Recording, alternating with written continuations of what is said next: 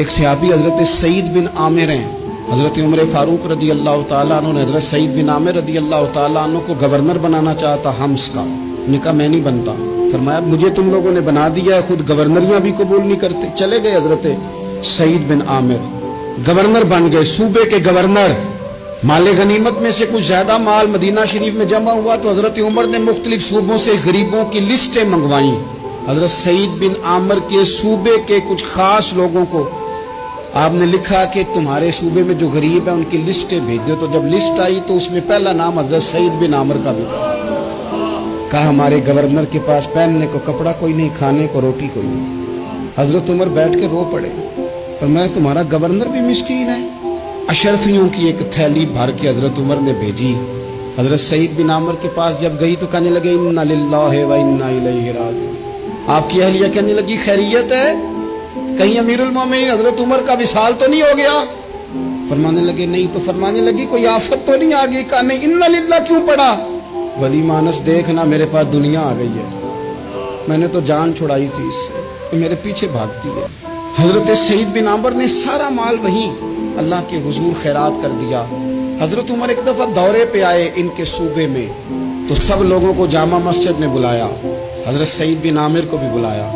ابن الجوزی لکھتے ہیں کہ حضرت عمر نے فرمایا لوگوں تمہیں اپنے گورنر سے کوئی شکایت تو نہیں؟ تو لوگوں نے کہا 4 شکایتیں.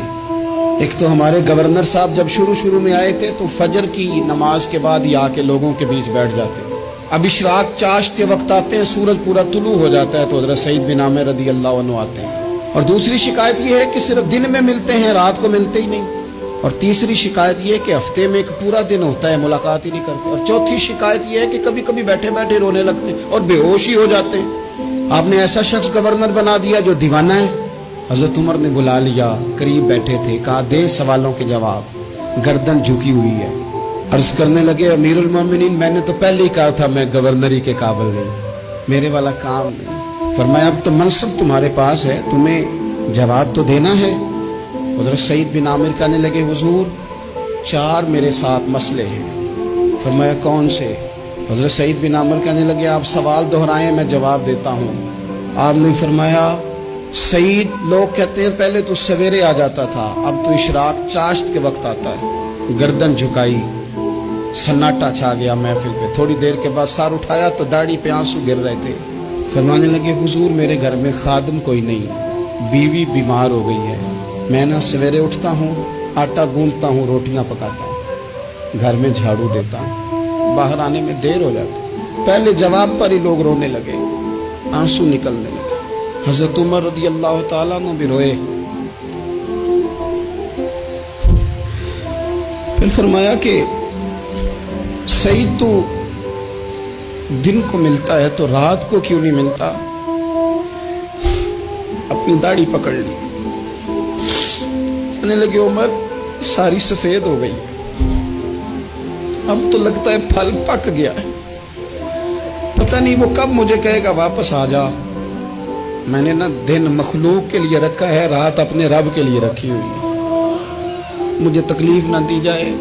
گورنر کی بات کر رہا ہوں. پھر کہا سعید یار ہفتے میں ایک دن ملتے کیوں نہیں؟ کہنے لگے عمر یہ میرے رب کے ساتھ پردہ ہے، اسے نہ کھولا جائے. میرا پردہ ہے نا، میں نے اپنے رب کے ساتھ اپنے پردے رکھے ہوئے ہیں. فرمایا نہیں آپ بتائیں. حضرت سعید بن عامر کہنے لگے غریب ہوں، ایک ہی جوڑا میرے پاس ہے، میں غریب ہوں. میرے جیسے لوگ ان کے پاس درجنوں جوڑے ہیں اور اس کے باوجود ان کی زبانوں پر شکر اس طرح نہیں آتا جیسے آنا چاہیے. میں نے کہا نا کہ میری اجرت میری محنت سے زیادہ کیوں ہے؟